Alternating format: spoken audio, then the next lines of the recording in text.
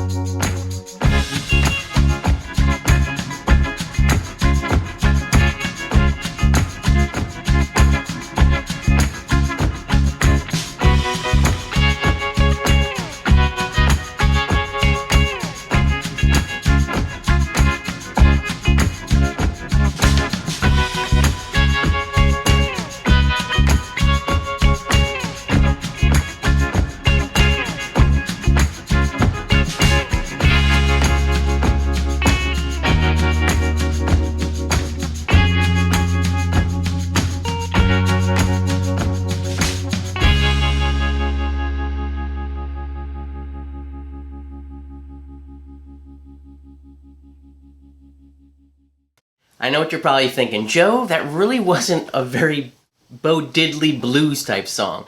And you're absolutely right, but that was the point of this. I really wanted to try to show how this rhythm is so universal that it really can be applied to any type or genre of music. I really just had a lot of fun putting this track together and just learning a lot more about Bo Diddley. Now, the first thing I need to tell you is I'm in a really weird key here. I'm in D flat, and I originally had the song in a different key, but I picked D flat because, oddly enough, there was a percussion part that I put in there using Logic's drummer, and it was making a pitch, and the pitch happened to be D flat. So I thought to myself, well, why not put the whole song in D flat so that little rhythmic element fits in? And that's just a little bit of a tip I wanted to pass along to you. If you're ever, using drums or things of that nature, always try to tune them to the song so things fit in. It's more cohesive that way. Anyway, we're in D flat, which is really weird, and I'm using a capo like Bo Diddley used. And honestly, though, I don't think he would ever put a capo this high up. This is honestly a little silly, but I wanted to keep and stay true to his style of playing. So I'm going ahead and doing that. And so I'm basically going to be using the D flat bar chord here, but using the capo as my first finger, and then I can just do my normal open string chords. So I basically can have my E here like this. And I also want to mention too, I'm not using a pick. I'm not using a pick at all because I noticed that Bo Diddley, he doesn't use a pick. So again, trying to keep things a little more authentic to his playing style. So the first guitar part basically starts out with this little bit of a contrast. Before we get to the Bo Diddley rhythm, I'm trying to put longer notes, longer duration, if you will, of the chords, because when we jump into that Bo Diddley beat that's so recognizable, I wanted to have contrast, and that's always important to have in your music, is to have some contrast. To me, that's really what makes a lot of great music, is just to have a little bit of a yin-yang thing happening in your songs. So the first thing that's going to happen here is we're going to be playing this basically D flat, and then I'm going to go to an E flat minor 7 by kind of grabbing my thumb over. Now I could have traditionally played the E flat minor 7 like this, but I chose this because I want to set my hand up for the next chord, which is basically a D flat again, but with an F in the bass. And then we come to a G flat, which will be your normal A shape. So basically the first part just is very simple, just holding these chords out.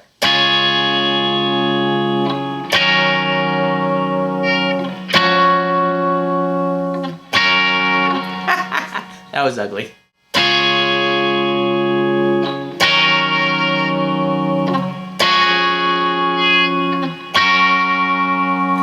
And just for added effect, like Bo Diddley played, I put a lot of tremolo on the sound. And that's really nice to do because it adds motion to your chords. So even though I'm holding these chords out, it's adding motion. Again, here's a little bit of contrast, right? I'm holding chords for a very long time, but I have this pulse happening with the tremolo. So that's kind of another little bit of a tip or takeaway that I've kind of learned from this inspired by video. So the next part basically goes right into that Bo Diddley beat. So basically it's going to stay on a 1-chord vamp, which is the D flat, and just doing that traditional Bo Diddley type of rhythm.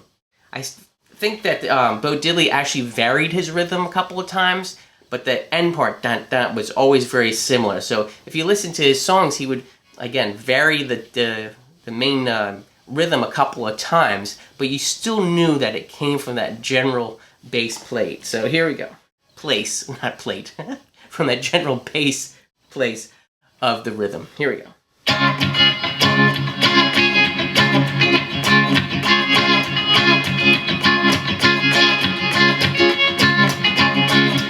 Now, I realized something by doing this part, that I have a hunch why Bo Diddley would put so much tremolo and so much chamber reverb on his guitar. If you listen, you ever listen to an old blues harmonica player? I shouldn't say old harmonica player. Any blues harmonica player, when they're comping a rhythm and they're not soloing, they're doing that rup, rup, rup, rup, rup, rup. They're kind of doing that kind of beat. And I noticed that this tremolo, in my ear, I'm actually hearing a harmonica part happening. As if the harmonica player is blowing and pulsating his notes in time. So to me, this is why he probably put that effect on. It's very effective. It's kind of a cool human element. And then when I go into the second part here, another common Bo Diddley move is that he would not just stay on the 1-chord vamp. He would actually start moving around and playing different inversions of the chord to bring more energy to the track. So in this case here, we're going to approach the D flat here, which would be your traditional D shape, but from a whole step away. And then go back into the rhythm. Same thing again.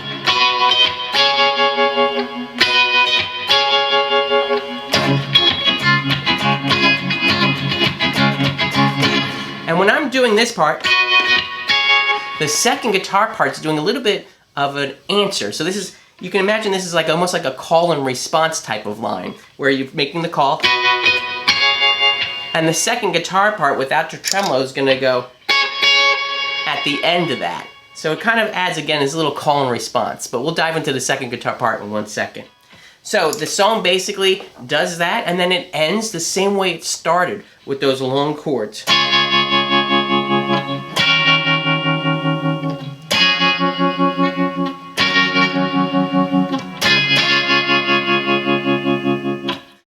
And that's really it for guitar part 1. So for guitar part 2, we kind of lose the capo, and we're just going to play and follow and outline the chord changes. So we know we have here our D flat. So there's a little bit of a lead line where I'm going to slide in to one of the chord tones and then walk down.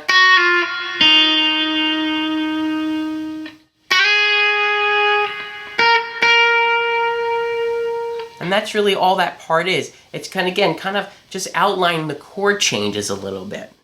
And the second part I kind of already hinted to in the first section there, but basically all we're going to do is we're going to play the D flat up here chord, and we're just going to do stabs on the last part of that famous Bo Diddley beat. Dun dun dun dun, bum bum, dun dun dun dun, bum bum. So on the bum bums, or I think they say 2 bits, because they used to say that this rhythm is like, what is it, 2 shaves and a haircut, 2 bits, or something like that. I forgot the actual saying. I think it's simple like that. Anyway, the 2 bits part is where you're going to come in and go 2 bits.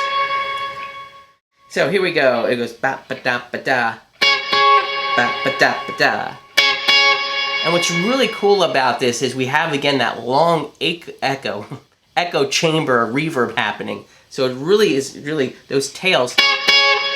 I'm not sure if this camera's going to pick it up that well, but you can hear those really trail off and kind of get buried, which is nice. And if you want to add a little extra flair to this, do some slides at the end.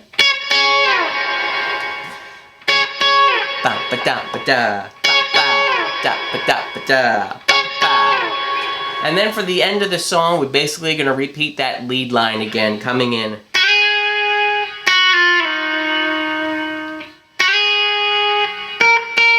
And then slide in on the end chord. And again, I'm just picking up the notes right out of the chords there. So that's it, folks. Those are the 2 guitar parts for the Inspired by Bo Diddley song. Well, that's another Inspired by video in the can. Hey, if you have any suggestions for some other videos that you might like to see in this series, please leave a comment below. And while you're down there, if you would consider helping me grow the channel, I would appreciate it by subscribing down below and hitting the like button. All these things help me out, and I'm very grateful for your support. As always, I wish you a wonderful day.